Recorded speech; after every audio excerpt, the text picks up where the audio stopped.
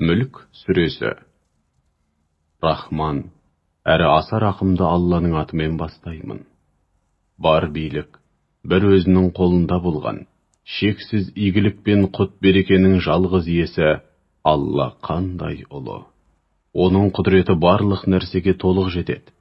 Ол қайсы бірің, анағұрлым игі, һәм сауапты іс істер екен деп, бәріңді сынап көру үшін өлім мен өмірді жаратты. Ол азиз, бәрінен үстем әрі ұлы, ғафур. Құлдарының күнәлары қанша жерден ауыр болса да, тәубелеріне келген жағдайда оларға өте кешірімді. Сондай-ақ ол, 7 қат көкті бірінің үстіне бірін келтіріп, асқан шеберлікпен жымдастырып, сондай үйлесімдетіп жаратты. Рахманның жаратуында ешқандай ақау, жүйесіздік көре алмайсың. Көз тігіп қарашы. Қандай да бір ақау көре аласың ба? Содан соң, тағы да қайта көз жібер. Ақырында жанарың Алланың шексіз құдіретінің алдында қор болған, әрі оның жаратқаннан еш ақау таба алмай ұнжырғасы түсіп талған күйде кері қайтады. Расында біз жерге ең жақын аспанды шам-шырақтармен безендірдік, әрі олардың бір парасын шайтандарға атылатын оқ қылдық. Һәм сол шайтандар үшін алаулаған от дайындадық.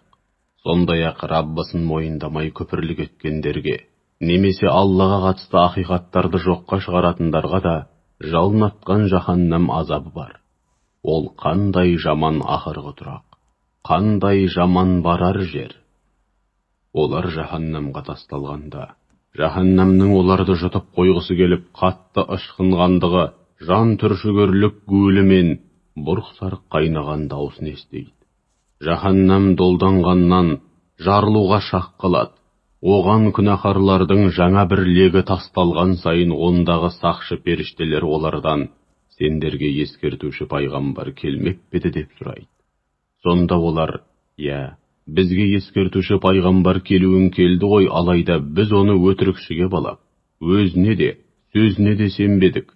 Һәм оларға, Алла еш нәрседе түсірген жоқ, сендер қатты адасудасыңдар, басқа түк демес деген едік деп жауап береді. Сондай-ақ олар, егер кезінде олардың ескертулеріне құлақ асқанымызда, яки ақылға салып ойланғанымызда, қазір мына жалынатқан отқа тасталып жатқандардың ішінде болмас едік деп ақырады. Міне осылайша күнәләрін мойындайды. Жалынатқан отқа түсетін тозақтықтар Алланың рахымынан аулақ болсын. Ал Раббысын көрмесе де, оған тиісінше тағзым етіп, одан лайықты түрде именетіндерге тосын кешірім мен үлкен сый бар. Айтайын деген сөздеріңді қаласаңдар, іштеріңе бүгіп қалыңдар. Қаласаңдар ашық айтыңдар, Алла үшін бәрібір. Өйткені Алла көкіректегі, яғни жүрек түкпіріндегі бар сырды біледі. Жаратқан білмей ме?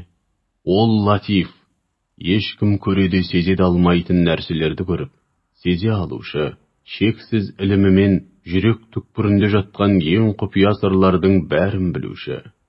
Хабир, бәрінен толық хабардар болушы.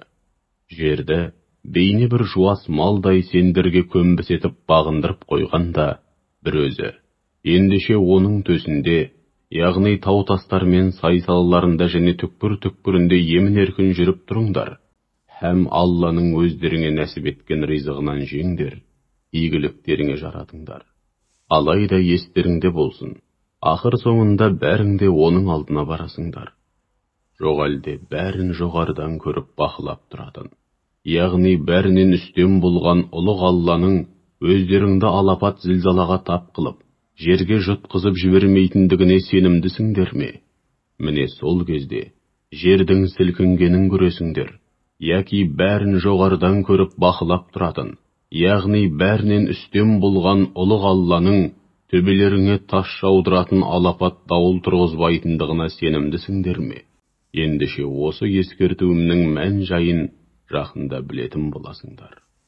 Шынтуайтында, олардан бұрын өткен кәпір қауымдар да, өздеріне келген хақ дін мен хақ пайғамбарларды өтірікшіге балап сенбейтін.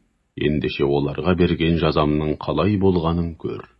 Төбелерінде қаз-қатар тізіліп, қанат қағып ұшқан құстарға зер салып қарамай ма? Оларды әуеде Рахманнан басқа ешкім ұстап тұрған жоқ. Күмәнсіз ол барлық нәрсені толық көріп тұрады. Өздеріңді қолдауға әркез дайын тұратын әскердей көріп, сонша сеніп, табынған тәңірлерің қане кімдер екен, қолдарынан не келеді екен? Рахманнан басқа, сендерге қолдау көрсететін һәм жеңіске жеткізе алатын бірде-бір күш-қуат жоқ. Шүбәсіз кәпірлер оңбай алдануда, басқа түк емес. Егер Рахман сендерге ризық несібе беруді мүлдем тоқтатса, өздеріңе одан басқа ризық несібе беретін кім бар? Анығында олар қасарсып ақиқатқа мойын сұнбауда, һәм оны жек көруде. Өздерің ойлаңдаршы, діттеген жеріне кім адаспай тура жетеді? Түскен жолының ой шұқырын білмеген күйде жер бауырлап жылжыған адам ба?